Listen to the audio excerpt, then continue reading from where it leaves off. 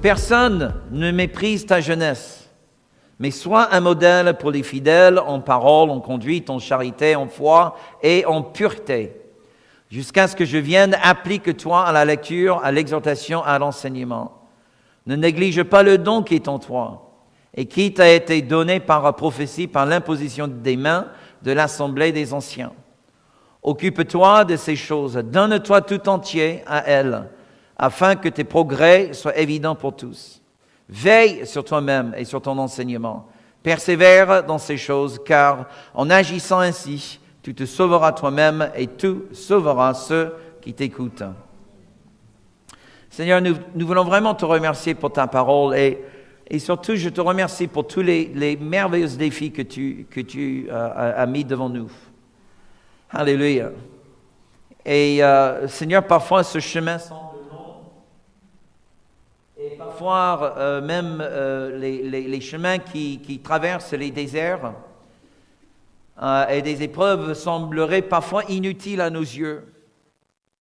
Mais Seigneur, tu as un objectif dans nos vies. Un objectif de nous faire grandir. Je te demande, Père, au nom de Jésus, que malgré la fatigue de cet outil, alléluia, que tu parles à nos cœurs ce matin, que tu donnes véritablement un esprit de révélation. Change-nous, Seigneur. Comment pouvons-nous espérer changer le monde si tu n'es pas en mesure de nous changer nous-mêmes? Donc, Seigneur, parle-nous, Père, ce matin. Parle-nous, amène-nous là où tu veux que nous soyons, même si nous n'avons pas trop envie d'y aller. Oh, wow, quelle dangereuse prière. Mais nous le faisons et nous le prions en toute confiance dans ta bienveillance, au nom puissant de Yeshua. Amen. Que puis-je dire? Le titre du message est « Assure ta croissance ». Assure ta croissance. Ça fait depuis un bon moment que je voulais lancer cette série. Je ne sais pas combien de dimanches on va consacrer à cela. Ça pourrait même prendre des années avant qu'on finisse véritablement le sujet. J'aimerais partager, ce matin, ce n'est pas vraiment un grand enseignement, peut-être pour beaucoup pas vraiment une grande révélation, ça serait peut-être juste simplement une exhortation accompagnée d'un témoignage personnel. C'est juste, mes amis, que j'arrive véritablement à une conclusion. Il faut comprendre, moi je crois au royaume de Dieu, je crois de tout mon cœur. Je crois à l'Église glorieuse, mais de tout mon cœur. En même temps, je crois que l'Église glorieuse est constituée de pierres vivantes. Et on ne peut pas envisager une Église plus glorieuse que les pierres qui la constituent. Ça n'aura pas de sens. Amen.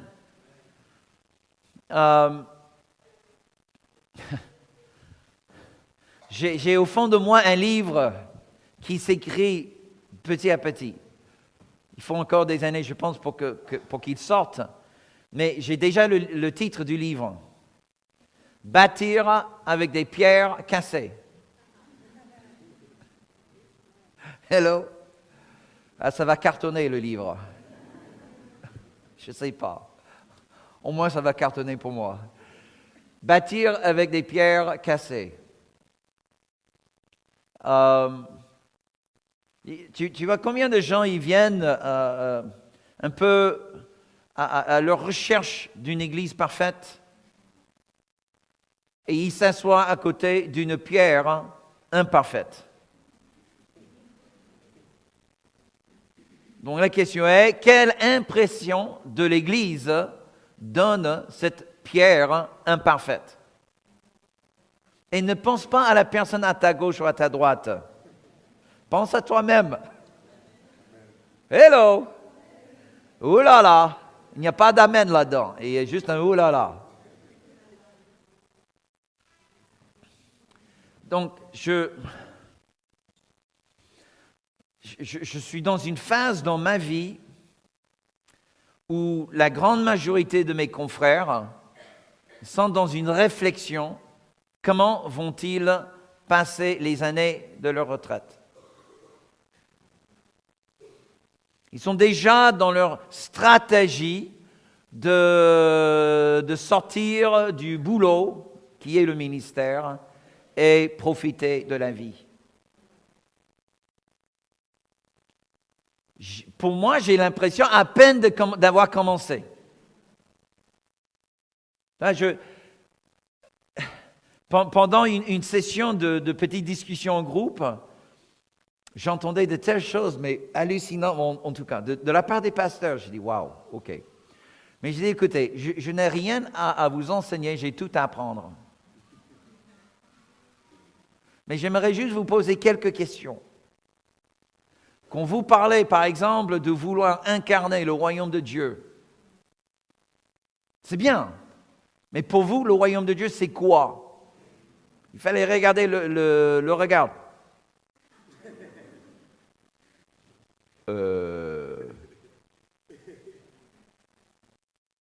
J'ai dit, mais comment voulez-vous incarner quelque chose dont vous ne connaissez rien?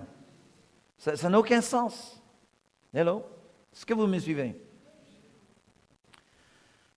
Et j'ai dit, ok, et même si vous incarnez le royaume de Dieu, très bien, mais montre-moi ça par ton caractère. C'est une belle révélation. Mais si la révélation n'a aucune conséquence sur ton mode de vie, à quoi ça sert ta révélation? Oh là, les amens sont faibles là, ce matin. Vous savez, j'ai grandi dans un... Pour ceux qui ne connaissent pas, parce qu'on a beaucoup de jeunes chrétiens, dans les années 70 et 80, il y a eu ce qu'on appelait une vague de renouveau charismatique. En France, ce renouveau charismatique a très fortement touché le milieu catholique, mais aux États-Unis, c'était plutôt le milieu traditionnel, réformé, etc., d'où je viens. Et à l'âge de 17 ans, j'étais déjà converti depuis 3 ans, je lisais le livre des Actes et je voyais que les gens parlaient en langue. Je n'avais jamais rencontré quelqu'un de toute ma vie qui parlait en langue. Et là, dans toute mon naïveté, j'ai dit, Seigneur, je veux ça. Et tout d'un coup, j'étais baptisé du Saint-Esprit, j'ai commencé à parler en langue comme ça. Personne n'a jamais prié pour moi et j'étais convaincu que j'étais le seul au monde qui parlait en langue. Il m'a fallu encore 2 ou 3 ans avant de rencontrer quelqu'un d'autre qui parlait en langue. Incroyable. Mais il y a eu tout... C'était vraiment un mouvement du Saint-Esprit partout dans le monde, hein. Pas que dans ma ville. Mais j'avais tellement faim pour Dieu. Tellement faim. Et quand je voyais quelque chose dans la Bible, je dis, OK, je voyais la guérison dans la Bible. Je dis, OK, la guérison, c'est dans la Bible, ça doit être bon pour aujourd'hui. J'ai chopé une espèce de réaction allergique, un truc, et j'ai demandé à ce que Dieu me guérisse au nom de Jésus, et en moins de 24 heures, j'étais guéri. Sans médicaments. Je dis, Alléluia. Je dis, c'est normal, c'est la parole de Dieu.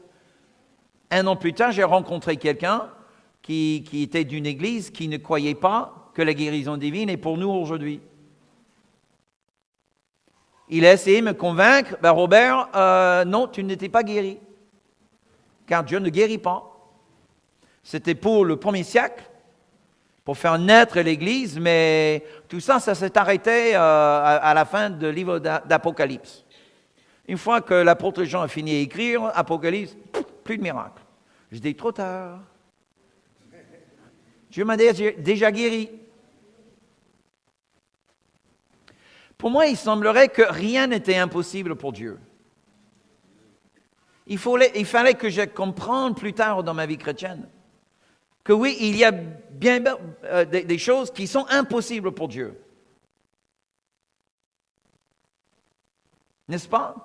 Parce que quand vous parlez avec des chrétiens, ils disent très souvent il y a des choses impossibles.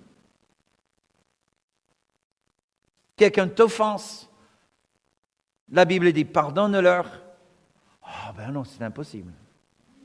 Tu vois, je n'ai jamais compris que dans notre ère, aujourd'hui, il y avait des choses impossibles pour Dieu, mais je l'ai découvert au fur et à mesure, surtout une fois que je suis devenu pasteur. Waouh! C'est extraordinaire. Et ma liste, et surtout après venir en France, c'est là où j'ai vraiment compris la liste est longue de choses. Pour Dieu, c'est impossible. Je me souviens, la première fois que mon père m'a rendu visite, j'étais en France depuis quoi, 1 an, 2 ans, pas plus. Je ne parlais pas de français. Et mon père, je l'ai amené aux Champs-Élysées, et il avait faim, donc on est allé dans une brasserie. Il a commandé un steak avec frites, plat classique parisien. Mais mon père, il aime beaucoup le vin blanc. Quel que soit le plat, il aime le vin blanc. Je n'oublierai jamais le jour quand mon père a commandé un verre de vin blanc avec son steak. Le serveur nous regarde et, encore une fois, je ne parlais pas français. Mais, impossible! Je dis, messieurs, vous ne comprenez pas, là, j'ai demandé un verre de vin blanc, je n'ai pas demandé votre opinion. Impossible! Et il a refusé de nous servir un verre de vin blanc. Il a refusé. Bon, aujourd'hui, je crois qu'ils ont trouvé un petit assouplissement pour les touristes. Mais j'ai dit, waouh! Alors, il y a vraiment toute une liste de choses impossibles. Hello! Et là, mais le pire, c'est lorsque j'ai commencé à écrire une liste de l'impossible par rapport à ma vie. Les choses dont j'ai dit, OK, Seigneur, tu peux changer ça, mais ça, on va mettre ça dans un placard, on va fermer la clé, c'est moi qui tiens la clé. Donc tu es Seigneur, je le déclare, tu es Seigneur de presque tout.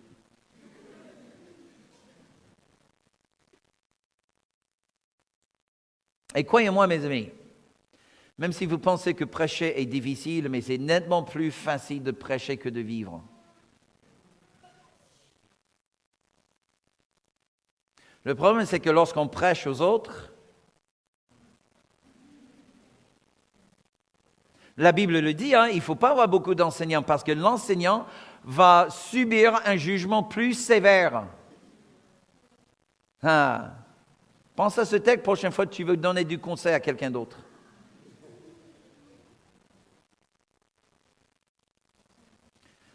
Et combien de fois je prêchais bien, avec onction, puissance.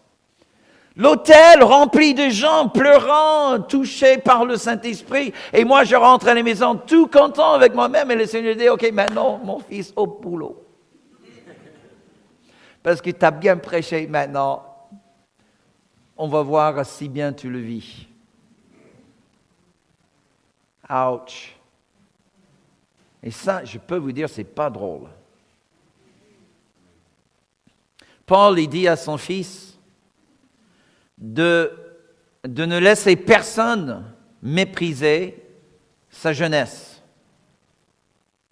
J'aime pas trop la manière que le texte est traduit ici, parce que cette notion de ne pas laisser pourrait communiquer, tu vois, une attitude, tu n'as pas le droit de dire quoi que ce soit contre moi, tu vois, ou de mettre en question ma croissance, mais qui n'est pas du tout ça. En fait, le verbe « ne laissez pas » n'existe même pas dans le texte. Ce n'est même pas dans le texte grec. C'est rajouté par les traducteurs pour rendre un petit peu plus souple le sens du texte. C'est une interprétation du texte. Mais en fait, si vous voulez vraiment savoir, Paul, c'est plutôt, il voulait dire, si tu deviens un modèle, les gens n'auront pas raison de mépriser ta jeunesse. C'est complètement différent. Et je crois qu'on est dans une saison où le Seigneur veut dire, écoute, tu prêches bien, tu annonces bien, tu enseignes, tu instruis, tu exhortes, mais qu'est-ce que tu vis? Quelle est ta réalité? Il y a trop de tension dans le corps de Christ parce qu'il y a un trop fort décalage entre notre connaissance et notre vécu. On sait quoi faire, mais on ne le fait pas. Hello? Est-ce que je parle à quelqu'un d'autre que moi?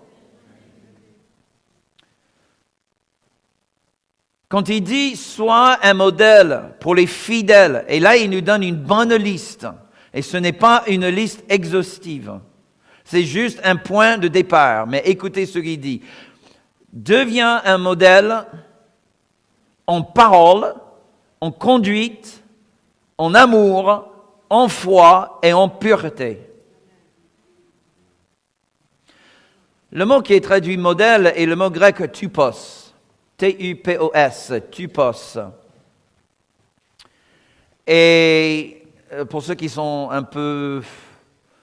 On a eu plus de temps étant jeune que d'autres. Hein. Vous vous souvenez les espèces de tampons? Tu vois?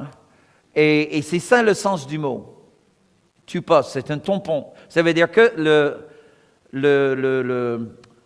ce qui était inscrit sur le machin, ça ne change pas. Chaque lettre qui passe, c'est le même tampon. La feuille qui passe, le même tampon. On fait le tampon, c'est ça le mot modèle. Dans notre langage informatique, on pourrait dire un template. Un template. C'est quoi un template? Un template, c'est une espèce de modèle de document.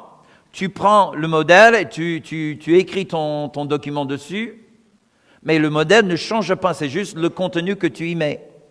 Vous me suivez? C'est un template. Et Paul dit à son fils, sois un template. Sois un modèle. C'est-à-dire que quelqu'un doit pouvoir regarder à ta vie, alléluia, et se servir de ta vie comme un exemple à imiter. Si les gens pouvaient entrer dans ta tête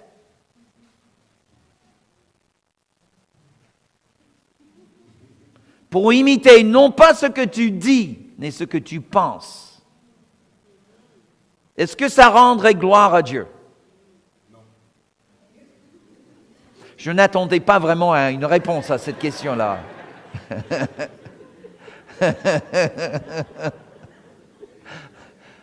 OK, c'est ça. C'est ça. Est-ce que vous voyez? Et quand je le dis, mes amis, là, je me pointe pas le doigt vers... C'est moi, je suis sous le microscope du Saint-Esprit. Et je dis, mais Seigneur, waouh! Là, il y a du boulot. Ne dites pas Amen, s'il vous plaît. Ça va me décourager. OK, mais il nous donne une liste, en parole. Juste vous donner quelques exemples. Par exemple, Paul dit aux Éphésiens, par exemple, la plupart de nous, on dit, non, mes paroles sont plutôt saines. Plutôt. OK, très bien. Voilà le mesure du Nouveau Testament. Qu'aucune parole ne sorte de ta bouche, sauf celles qui sont bonnes pour l'édification de l'autre. Ah. Si tu devais mettre un filtre sur ta bouche, pour que uniquement les paroles édifiantes n'en sortent, est-ce que ça va réduire le nombre de mots que tu dis par jour? Là, il y a de oulala là. Donc, dans quel état votre template? Votre modèle? Tu vois? Maintenant, il est très facile à dire à notre voisin, « Oh là là là là, il faut que tu changes tout ça. Quelle saleté dans ta bouche. C'est toujours plus facile à pointer le doigt vers quelqu'un que de changer soi-même.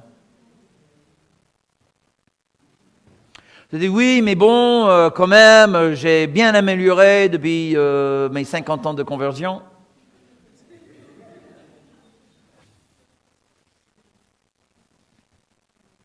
En conduite,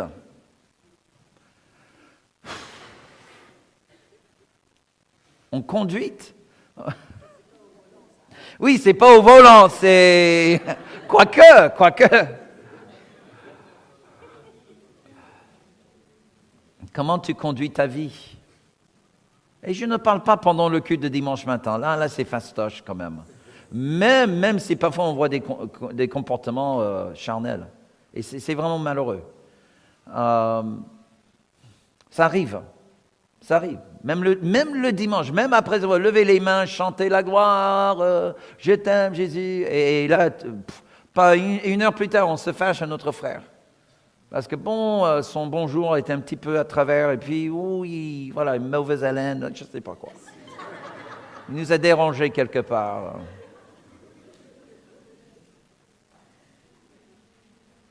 En amour, j'ai prêché là-dessus le dimanche dernier, je n'ai pas besoin de reprêcher là-dessus, mais être un exemple dans l'amour, un template dans l'amour.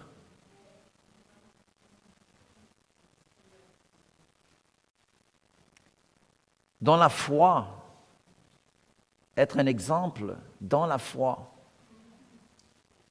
Et dans la foi ici, ce n'est pas la croyance, ce n'est pas une sorte de confession de foi, c'est l'exercice de la foi. Comment tu vis la foi? Est-ce que tu es plus convaincu de la réalité céleste ou de la réalité terrestre? C'est là où on va voir ta foi. Si pour toi la réalité terrestre est plus sûre que la réalité céleste, on verra Dieu agir très peu dans ta vie. Ou s'il agit, tu n'es qu'une victime de ses œuvres, pas un collaborateur.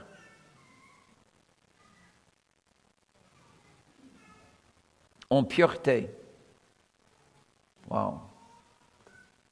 Et pour moi, le mot pureté ici n'est pas juste dans un sens de la bonne moralité, c'est-à-dire abstinence de tout le péché sexuel. C'est vraiment un développement du caractère. Ça vient du mot intègre. Ça veut dire que mon caractère, il est entier. Il n'est pas divisé, il n'est pas schizophrène. Oui, j'ai encore des luttes au fond de moi, mais ça reste néanmoins une lutte. Je n'ai jamais levé le drapeau blanc. Je n'excuse pas mes défauts. Je ne justifie pas mes réactions charnelles. Je suis en lutte, oui, je n'ai pas encore parvenu à la perfection, c'est vrai. Mais une chose je fais, j'oublie ce qui est derrière moi et je continue à foncer. Je ne fais pas un campement pour dire, OK, j'ai payé suffisamment de cotisations en sanctification, ça suffit. Dieu m'aime tel que je suis et je ne vais plus changer. Pour moi, ce n'est pas ça un chrétien. Bon, peut-être un chrétien, mais pas un disciple de Jésus. Je ne dis pas que vous perdrez votre salut par rapport au salut dans le contexte de vivre éternellement avec Jésus, mais perdre le salut dans le sens d'être un agent du royaume céleste, faisant venir le ciel sur la terre. Est-ce que vous voyez là, j'essaie vraiment de faire une distinction. Je ne veux troubler la foi de personne. L'idée n'est pas de vous écraser, l'idée c'est de vous donner un bon coup de pied, pouf, là où il le faut.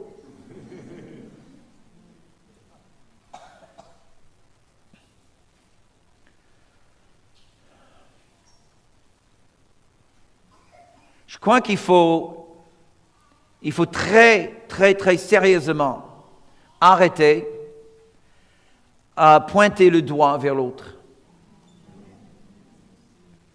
Jésus, il a dit ceci en Luc 6. Vous pouvez juste noter la référence, Luc 6, 41, 42. Vous le connaissez déjà, le texte. 6, 41 et 42.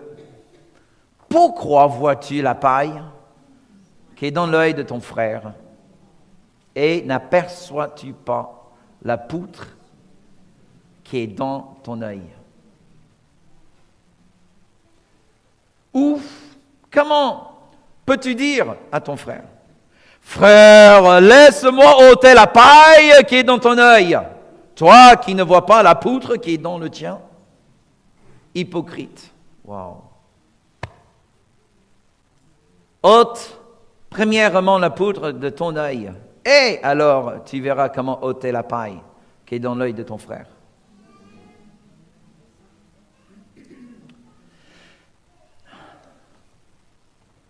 Pour moi, ce n'est pas une question de taille. Je ne pense pas que l'objectif de Jésus dans ce texte est de dire, oui, ton problème est plus grave que le problème chez ton frère. Je ne pense pas. Je pense tout simplement que Jésus voulait vraiment pointer le doigt sur cette tendance chez les religieux à l'époque, et l'esprit est encore présent parmi nous, toujours actif aujourd'hui, de pinailler sur les problèmes de l'autre, tout en ignorant les problèmes chez nous. Les problèmes qui nous rendent aveugles, parce que tu mets une paille, c'est une chose, mais tu mets une poutre, là tu ne vois plus rien. Pour moi, c'est pas forcément... Jésus n'essaie pas ici d'écrire la taille du problème. Ton problème, c'est plus grand que le problème de ton frère. Ce n'est peut-être pas le cas. Peut-être ton frère, c'est un meurtrier. Et toi, tu as un petit problème avec la colère ou la frustration. OK? Voilà. Donc, on ne peut pas comparer les deux problèmes. Ce n'est pas une comparaison de taille de problème. C'est le processus. Jésus voulait dire, tant que tu ne règles pas la colère chez toi, tu n'es pas en mesure de libérer celui qui est prisonnier d'un esprit de meurtre. Tu n'auras pas la puissance. Tout ce qui sort de ta bouche pourrait être vrai d'un point de vue factuel et d'un point de vue biblique. Mais si au fond de toi, tu n'as pas réglé le problème de la colère, tu ne feras rien d'autre que transmettre ce qui est en toi pour le mettre en lui.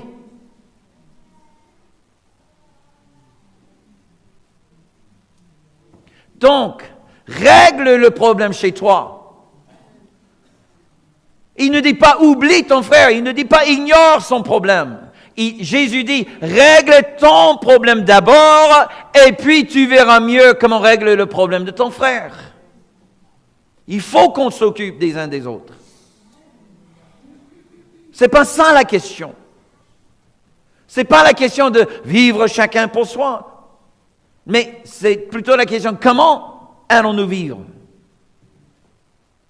Et si on ne prend pas très au sérieux la guerre à mener à l'intérieur de nous, on va perdre toute guerre qui est à l'extérieur de nous. Laissez-moi vous dire quelque chose. Ton plus grand ennemi n'est pas le diable. Il est ton accusateur, mais le plus grand ennemi de toi, c'est toi. C'est pas ton frère. C'est pas ta sœur. C'est pas ton pasteur. Quoi que d'autres vents peuvent vous dire. C'est pas ton église le problème, c'est pas ton voisin le problème. C'est pas ton mari ou le manque de mari.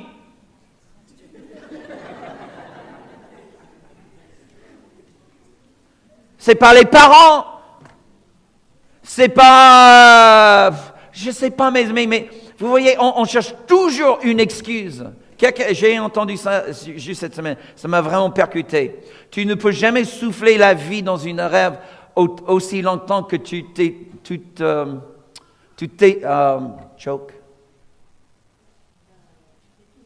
t'étouffes sur les excuses. Tu ne peux pas souffler l'espoir dans un rêve aussi longtemps que tu t'étouffes sur tes excuses.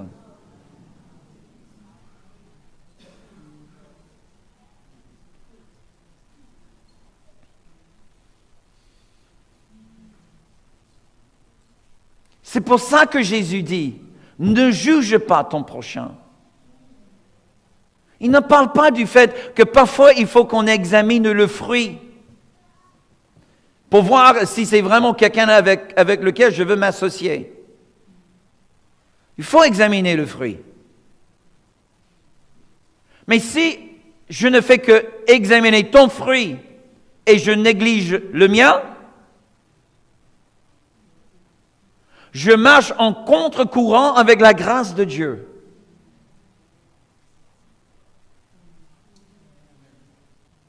Parce que Dieu donne la grâce en moi, non pas pour te changer. Dieu met sa grâce en moi pour me changer. Et ton ministère, ma merveilleuse Église, ton ministère n'est pas de me changer. Pas un seul amen. Incroyable.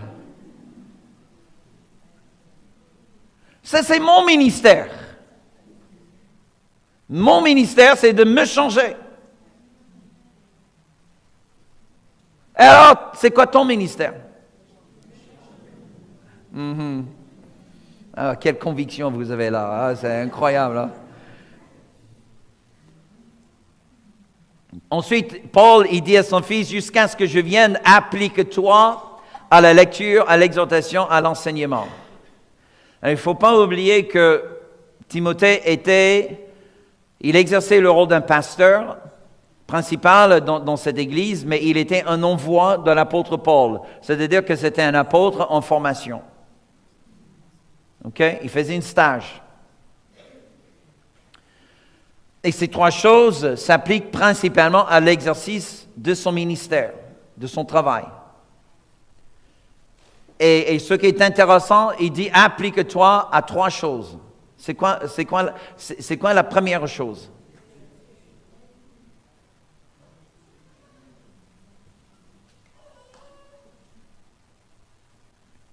Imagine que Timothée était, un médecin en stage. Paul, il aurait pu dire, applique-toi à ces choses. Première chose, étudie. Ressource-toi. Prends pour toi ce qu'il te faut pour que tu grandisses. L'exhortation parle véritablement de son leadership. C'est cet aspect de mener l'Église et puis finalement l'enseignement qui est véritablement cette partie liée à son activité pastorale. Mais j'aimerais juste souligner ce mot « applique-toi ». Applique-toi. Le sens du mot « applique-toi », ça vient du mot qui parle de la pensée. Mais c'est un verbe très actif, très intense. En fait, imagine comme... T'as jamais rencontré quelqu'un que lorsqu'il commence à dire quelque chose, il parle pendant 20 minutes sans rien dire? Tu lui poses une question. Il part là, il fait comme ça. 20 minutes plus tard, tu n'as aucune idée de tout ce qu'il a dit, mais il est content d'avoir parlé. Il est partout et nulle part en même temps. OK. Tu as envie de saisir le gars en lui disant, mais OK, juste focalise mon gars. Ouh, regarde-moi dans les yeux, juste focalise. C'est ça ce que Paul dit là. Au lieu de te perdre avec des millions d'activités qui remplissent ta journée, qui te donnent une fausse impression que tu travailles, focalise. Focalise sur l'essentiel.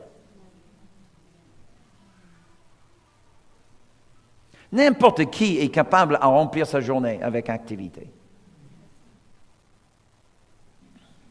Un gars est venu à l'église, il a écouté le pasteur prêcher un super bon message très inspirant sur le travail.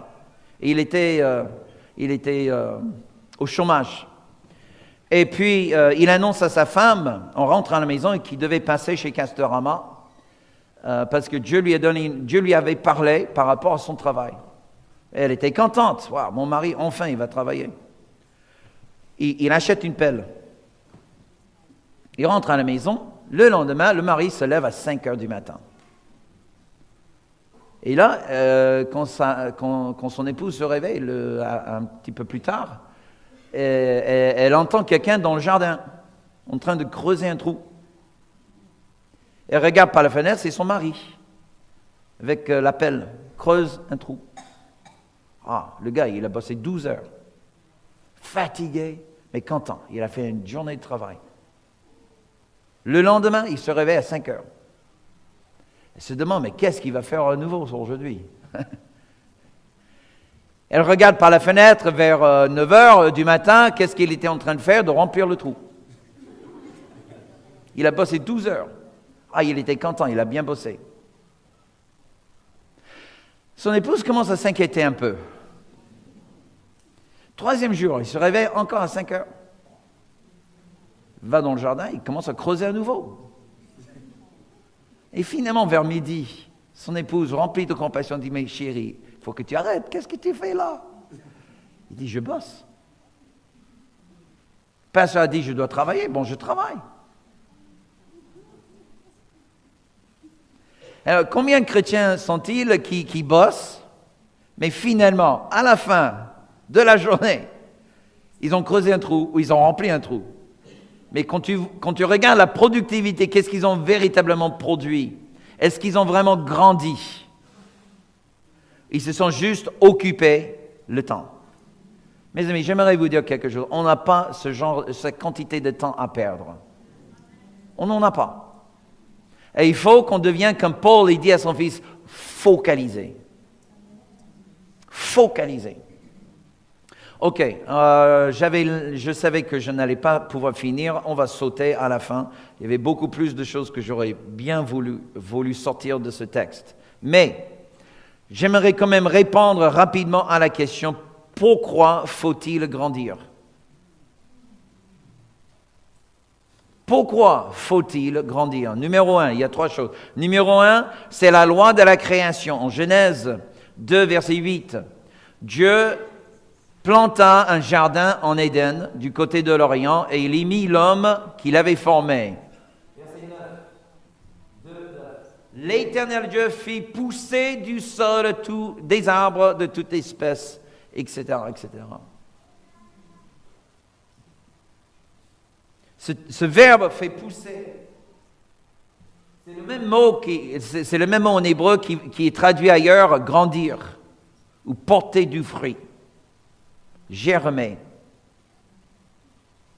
Dieu a fait germer de la terre. Il a fait grandir de la terre des arbres. Mes amis, dans la création de Dieu, c'est ce qu'on appelle la loi de la croissance. Tout ce que Dieu a créé est destiné à grandir, à produire du fruit.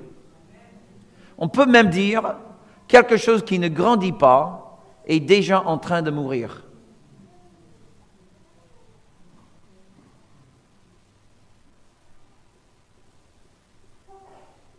Es-tu dans un état de croissance et dans un état de mort?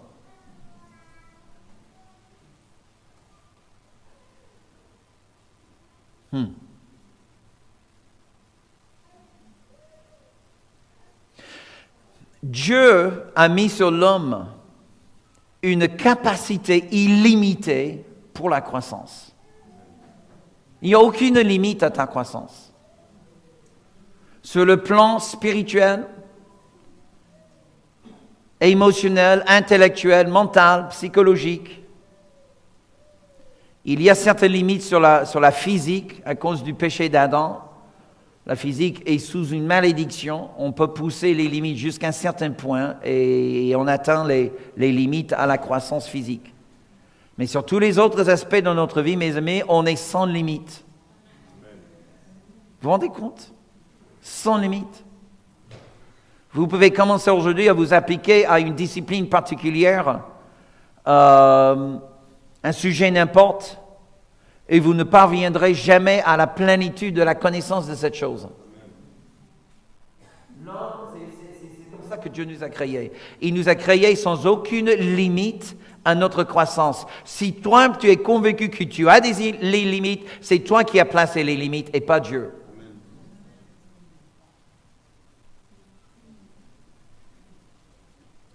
Numéro 2, deuxième raison de grandir. Notre croissance apporte la gloire à Dieu. Notre croissance apporte la gloire à Dieu. Écoutez ce que Jésus il a dit à ses disciples. Jean 15, verset 8. Jean 15, verset 8. Si vous portez beaucoup de fruits, c'est ainsi que mon Père se glorifie et que vous serez mes disciples. C'est le même mot que nous avons lu en Genèse. Bon, l'un c'est en hébreu, l'autre est en grec, mais bon, c'est le même mot. C'est-à-dire que la manière dont je vais glorifier, j'ai toujours pensé que en Jean 15, 8, Jésus parlait d'amener des âmes à Jésus. Si j'amène beaucoup d'âmes à Jésus, je glorifie mon Père. Mais ça n'a rien à voir avec ce que Jésus dit.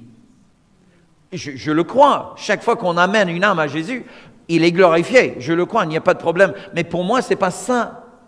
La vérité communiquée en Jean 15, verset 8. Si toi, tu portes du fruit de l'intérieur de toi, ainsi mon Père, il est glorifié. Et vous êtes mes disciples. Qu'est-ce que ça veut dire? Si je n'ai pas de fruits qui sortent de l'intérieur de moi, et le fruit est différent que des œuvres. Parce qu'on peut faire beaucoup d'œuvres pour Jésus. Mais comme nous pouvons lire en Matthieu chapitre 7, beaucoup me diront en ce dernier jour, « Maître, n'avons-nous pas prophétisé en ton nom? N'avons-nous pas fait des miracles en ton nom? » Et moi, je vous dirai, je ne vous connais même pas. Ce sont des œuvres sans fruit. Le fruit, c'est quelque chose qui provient de l'intérieur de moi, qui provient des racines de mon arbre qui est implanté dans le Seigneur Jésus. Et je prends de mon Jésus. Alléluia.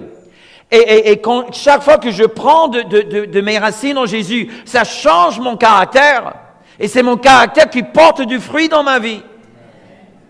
Merci pour les onctions. Merci pour les talents, merci pour les dons, merci pour les appels, pour les paroles prophétiques. Mais rien de ça ne glorifie pas mon Dieu. Ce qui va le glorifier, c'est ce que je produis de l'intérieur de moi. Mes amis, Dieu peut oindre un âne. Ne confonds pas l'onction de Dieu, l'appel de Dieu, la prophétie, etc. avec le fruit de ton caractère. Ça n'a rien à voir. Dieu peut oindre le gars le plus sauvage du monde pour convertir les masses, ressusciter des morts. Et gloire à Dieu, Dieu, il est glorifié en quelque sorte. Mais la chose qui va changer le monde, c'est la chose qui me change de l'intérieur. Le monde a déjà vu des miracles. Le monde a déjà vu des réveils. Mais ce que le monde attend encore, c'est la révélation des enfants de Dieu. Ceux qui reflètent le caractère de leur Christ. Alléluia. Et pour cela, mes amis, nous avons besoin de grandir. Et puis finalement, numéro 3, par la croissance, on accomplit la volonté de Dieu. D'abord, il faut comprendre, et c'est ça ce que Paul voulait dire à Timothée lorsqu'il lui dit, quand tu fais toutes ces choses, tu te sauveras. Et tu sauveras ceux qui te suivent. Quand ton progrès, quand ta croissance devient évident aux autres, non seulement est-ce que tu t'amènes dans le destin de Dieu, Mais tu tires derrière toi tous ceux qui te suivent. Parce que tu deviens un template, un modèle, un exemple à imiter. Wow! Wow! Vous savez, mes amis, on n'a pas besoin d'une église de 10 000 pour changer Paris.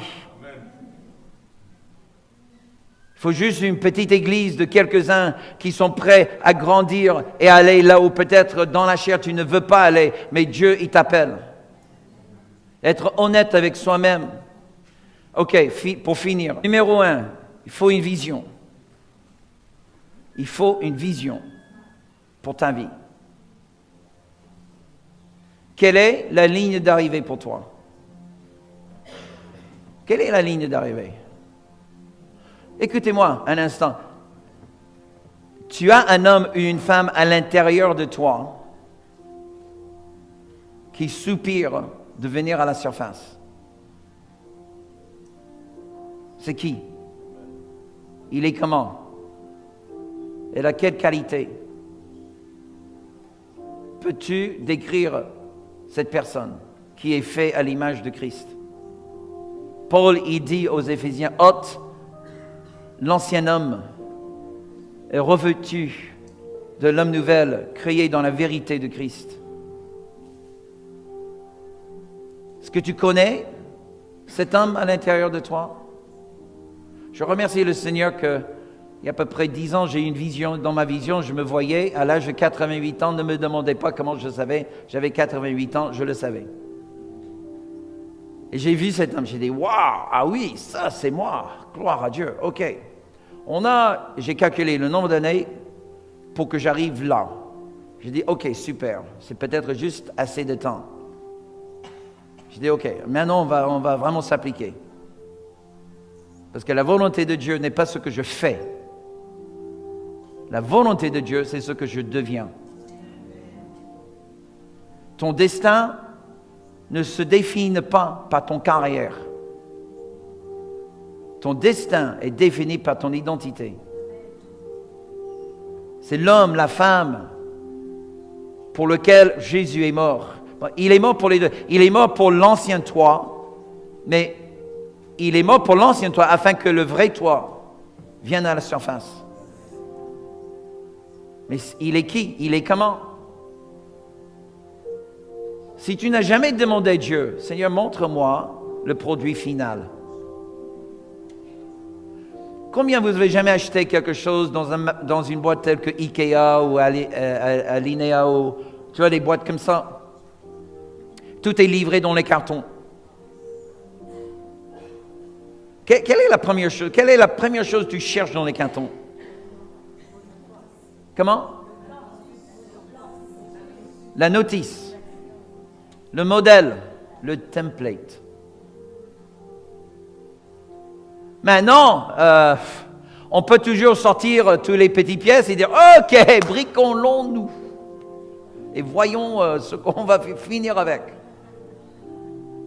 Et peut-être ça va marcher, peut-être ça ne va pas marcher. Et ce qui est vraiment triste, mes amis, c'est qu'on s'approche à la rédemption de Dieu avec cette même attitude de bon, on verra ce que ça va produire. Pourtant, Dieu nous donne une notice. Et tu as cette notice à l'intérieur de toi. Il est là la notice. Il est là le modèle que Dieu veut construire en toi. Demande-lui. Demande-lui cette semaine. En commençant cet après-midi, quand tu rentres à la maison ce soir, prends une feuille de papier, un stylo, ou ton ordinateur, ou ton téléphone si tu es plus jeune.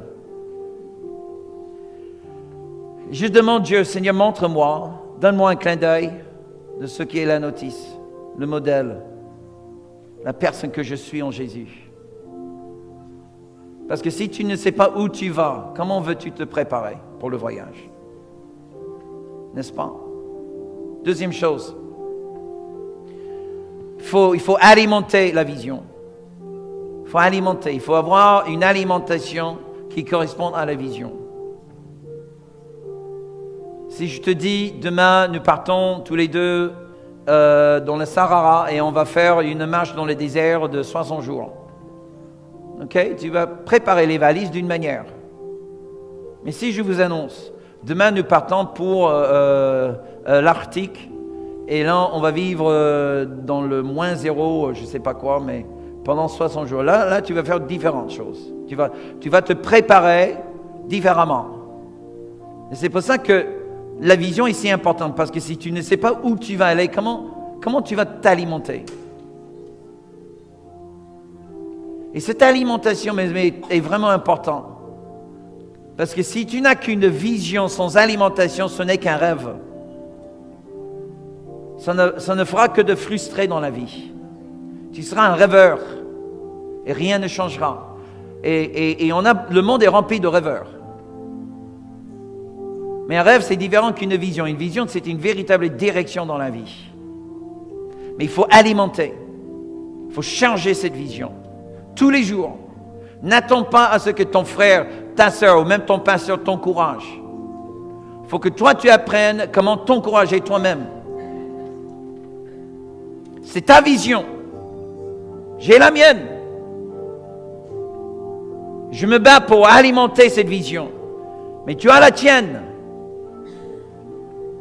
Je peux, par mes moyens faibles, vous encourager. Mais personne ne peut t'encourager ni t'alimenter mieux que toi-même. Alors, lève-toi et fais le boulot. Commence demain.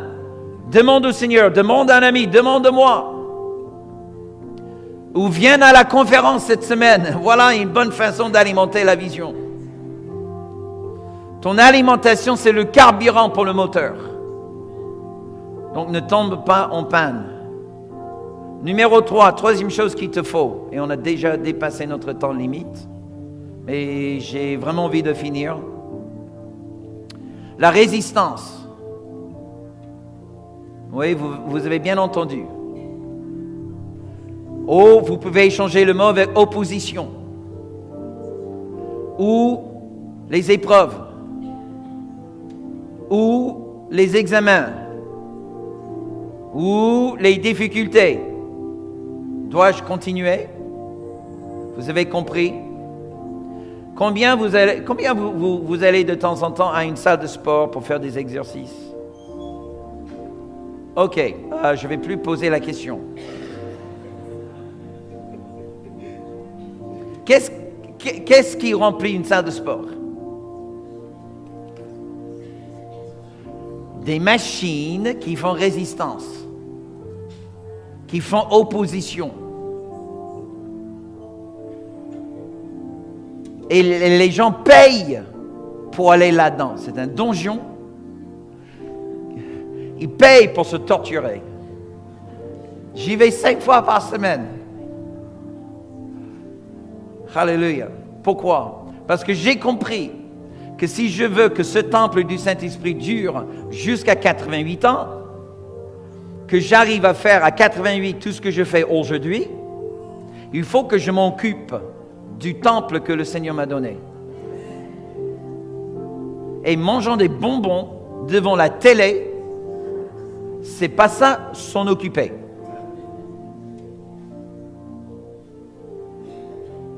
Au temps de Jésus, quand les gens marchaient pendant des kilomètres et des kilomètres tous les jours, ils n'avaient pas besoin des salles de sport. Jésus, c'était un charpentier. C'était un métier dur. La vie était dure. La vie était une salle de sport. Aujourd'hui, oh là là, mon Dieu, notre état de santé est tellement pourri. On mange mal, on dort mal. Hello. Et on ne fait rien. On dit, oh Seigneur, si je tombe malade, tu vas me guérir. Pourquoi pas lui demander, Seigneur, aide-moi à prendre en main ma vie aujourd'hui. Il faut la résistance, sinon tu ne vas jamais grandir. Numéro 4, il faut la foi. Il faut croire. Il faut croire en ce que Dieu t'a donné. Il faut y croire, mes amis. Faut-moi la foi. Tu auras toujours plein de gens qui vont te dire les 2 mots préférés dans notre beau pays. Le premier mot préféré, c'est impossible.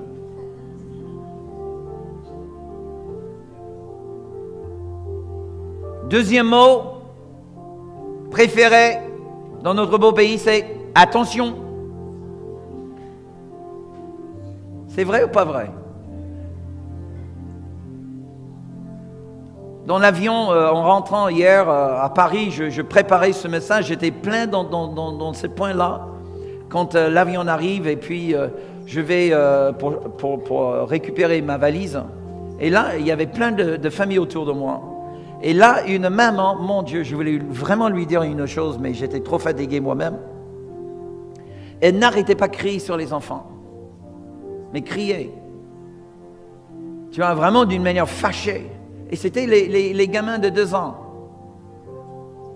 Pour ceux qui ont eu un enfant de 2 ans, ça bouge. Attention! Oh, attention, je me fâche, attention! Je dis, oh là là, madame, calme-vous.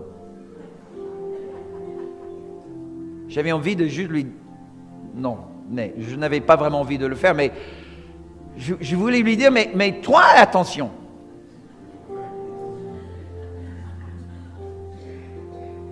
Et là, c'est une culture qu'il faut détruire.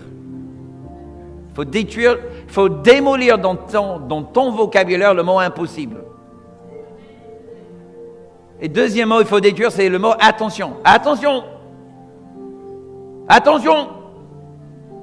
Oui, le Seigneur, vraiment, il m'appelle à être missionnaire en Afrique. Attention!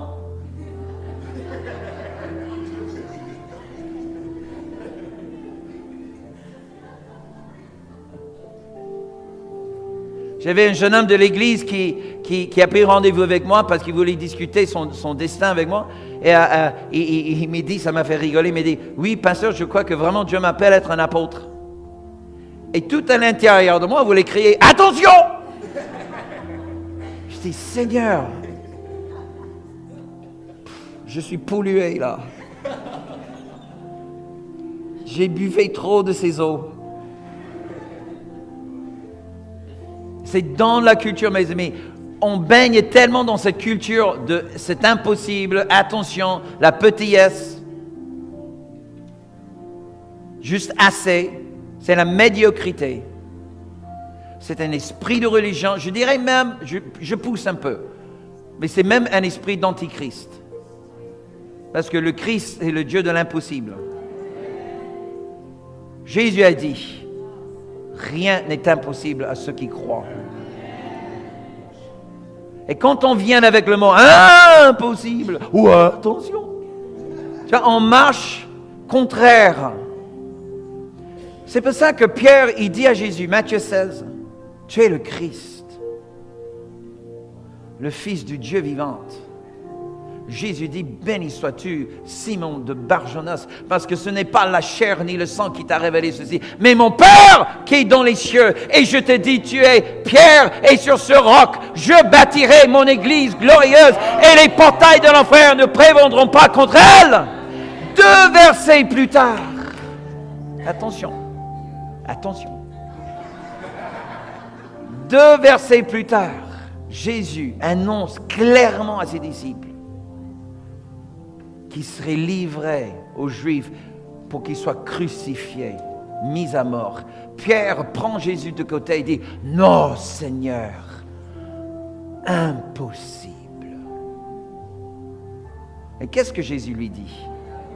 On n'est même pas 15 minutes après cette extraordinaire déclaration de révélation du Père Céleste, pas 15 minutes plus tard, Jésus regarde cet même homme. Et qu'est-ce que Jésus lui dit? Derrière moi, Satan, car tes pensées ne sont pas celles de Dieu, mais celles de l'homme.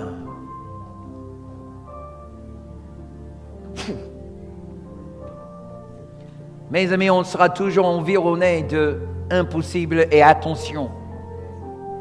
Et parfois, ça peut même parvenir dans la bouche de quelqu'un qui vient de reconnaître le don de Dieu. Qu'on soit prudent, qu'on veille, de ne laisser aucun mot, que Dieu sensibilise notre radar spirituel intérieur. Parce que parfois même le diable peut agir à travers la naïveté de nos frères et sœurs, qui sont bien intentionnés, bien dans l'amour, mais bien trompés aussi. Hello. Ils peuvent dire, oh oui, on va faire ça. Mais attention là, attention.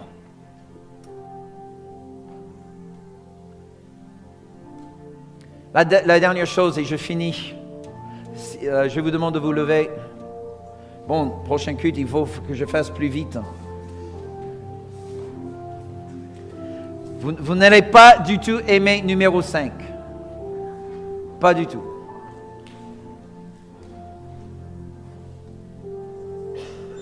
C'est la discipline. La discipline. C'est bien d'avoir une vision. C'est bien d'avoir une bonne alimentation. C'est bien d'avoir la foi. Mais honnêtement, mes amis, si tu n'appliques pas une discipline, ce n'est qu'un rêve. Un rêve en vain. Un rêve comme le monde entier fait. Une discipline.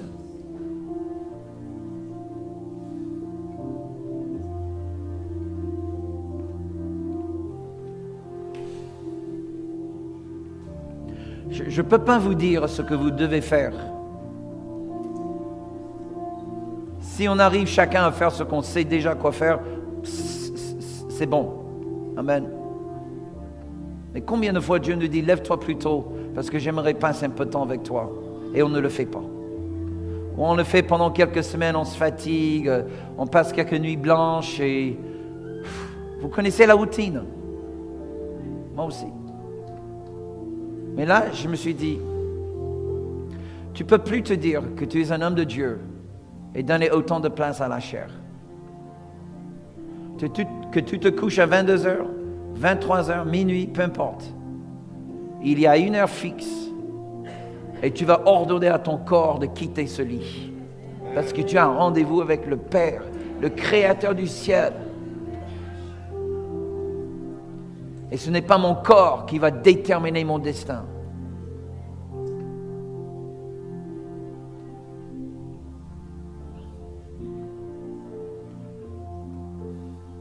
Il y a des moments où je dis, Seigneur, mes jambes sont trop fatiguées, je n'ai pas envie de faire encore le vélo elliptique. Je suis trop fatigué, Seigneur. Oh, tu vois tous les réunions tard le soir et... Je dis, mais attends. Je vais laisser mes jambes déterminer mon destin? Est-ce que c'est mon intérieur qui va déterminer? Tu penses que je le fais parce que j'aime le faire? J'aime bien ce que Jésus a dit à Pierre. Une fois, il a dit, Pierre, écoute, le jour viendra où quelqu'un va te saisir, il va t'amener à un endroit où tu ne veux pas aller. Bien évidemment, Jésus a indiqué la mort qu'il allait subir.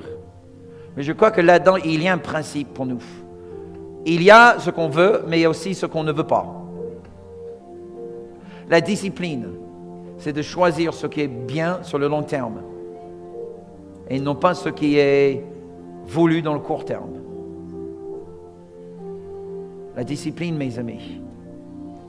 Prends ta vie en main. Prends ton destin en main. Décide aujourd'hui que toi et la médiocrité, c'est fini. C'est le divorce total. Tu vivras pour l'excellence de Dieu. Tu vivrais pour la gloire de Dieu. Tu ne laisserais plus jamais un seul jour passer dans la médiocrité. Tu veux quelque chose en Dieu, cherche-le. Tu veux que la porte s'ouvre, frappe sur la porte. Tu veux obtenir quelque chose, demande. Mais arrête, jouez, l'enfant. Le temps est maintenant à se lever. Le temps est maintenant de saisir le destin qui nous a saisis et de laisser venir à la surface l'homme et la femme que Dieu a mis en nous. Toute la création languisse pour voir la révélation des enfants de Dieu. Et je ne veux pas qu'ils attendent encore un jour de plus.